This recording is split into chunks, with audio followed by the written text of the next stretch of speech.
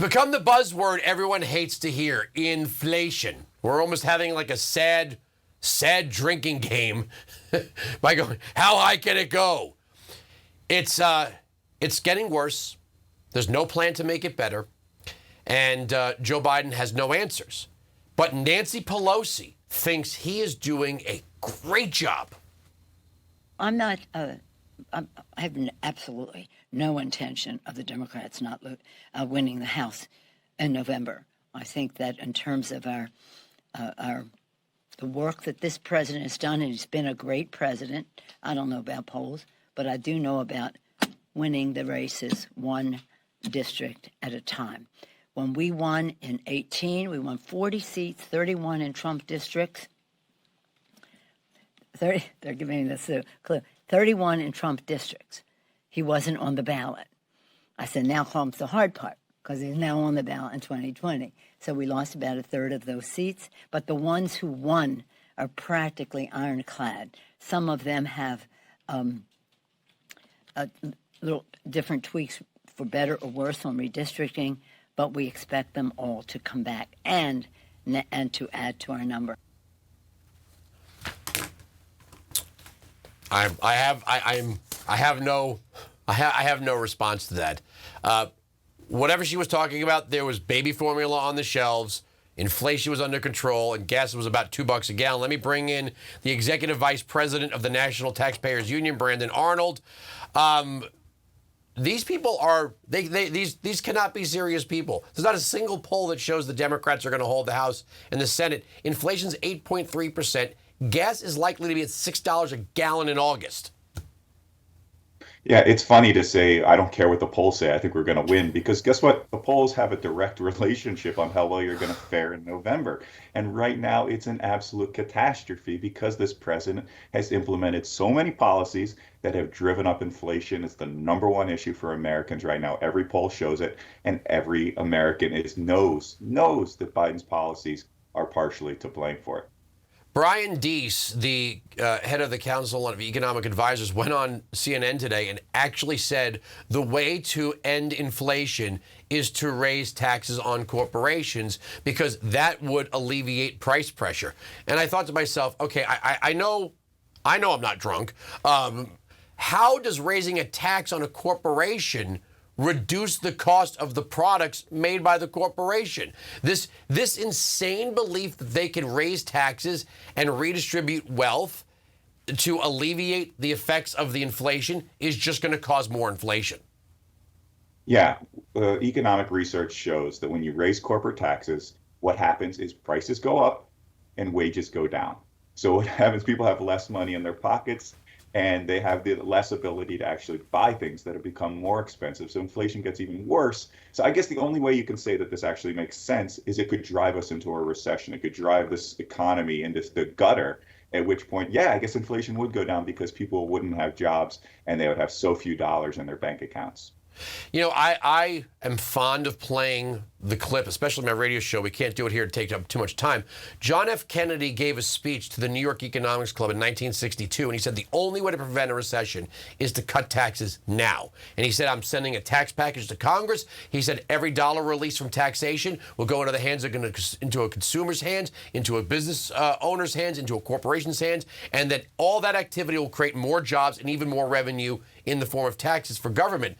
You know, Democrats are fond of saying that Ronald Reagan couldn't get the GOP nomination today. No, I think it's Kennedy who couldn't get the Democratic nomination today. Yeah, this Democratic Party has moved so far to the left. It's unrecognizable from what it was even a few years ago. I don't know that Barack Obama could get the nomination today. It's moved so far left because every time there's a policy problem, it's the same solution coming from Democrats. That is, gas prices are high. It's big oil to blame. Food prices are too high. Big grocery stores. Formula is hard to come by. Guess what? These formula companies, the companies that are making it, are to blame. It's just pointing the finger at private industry, which, let's be honest, has bailed us out of this mess by and large. They've done everything they possibly can to alleviate supply chain concerns, to grow the economy, to create jobs, to make money for people. But they are, for some reason, the villain. Every story that we get, they're the villain. Do you think that the Democrats are trying? I don't think they're successful at it. I think they're trying to confuse people with price inflation versus currency inflation. You hear them say, well, we have this, this record deficit reduction. Well, yeah, if you spend trillions more than you've ever spent before, and then you spend some less, it's going to make it look like the deficit is going down. But if you're printing money, if the Federal Reserve is buying treasuries with money it doesn't have and the money supply is getting wider, the wise old Ron Paul once said, you can't find prosperity in expanding the money supply because now you're losing purchasing power. The average American is losing $7,000 in purchasing power. Price inflation and currency inflation are two different things, but unfortunately we have both. Right. And the Fed is finally starting to take action with raising interest rates. We're starting to taper, and that makes a lot of sense on the monetary side. But let's not let the politicians escape what they're trying to do on the fiscal side of the equation, and that is pump more money into the economy right now. That is a bad idea. They just tried this week to spend another almost $50 billion for a COVID bailout to minor league baseball teams and concert venues and so forth. If those companies are doing poorly, I feel bad for them. But putting more money into the economy, we just spent another $100 billion as part of the COVID package that went out to state and local governments. They don't even know what to do with this money at this point. They're spending money on little leagues in Connecticut. They're spending money on aerial drones in Alaska.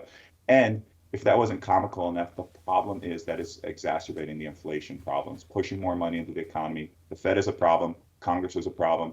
And Biden, of course, is a huge, huge problem here.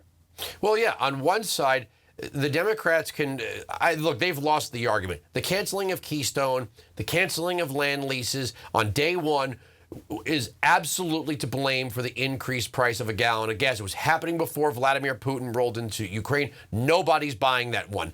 On the other side, the continuing, I didn't like the packages that Donald Trump passed either. I thought, though, look, the pressure is too great. The government has to do something. They're going to do this. But then we saw all the garbage that was in there for the Kennedy Center and transgender education programs in Pakistan. So we spent trillions of dollars, not really much on COVID. And then Biden came and said, well, if he gets to do it, I get to do it. And now we've had this endless spending that makes a $4 trillion federal budget look like peanuts. Right. I mean, it's one thing to help businesses that are being shuttered by local ordinances and local laws because of COVID, to make sure that they can make payroll, to make sure they're not laying off people. That's what we did a couple of years ago. But now what we're doing is just pushing money out the door like drunken sailors.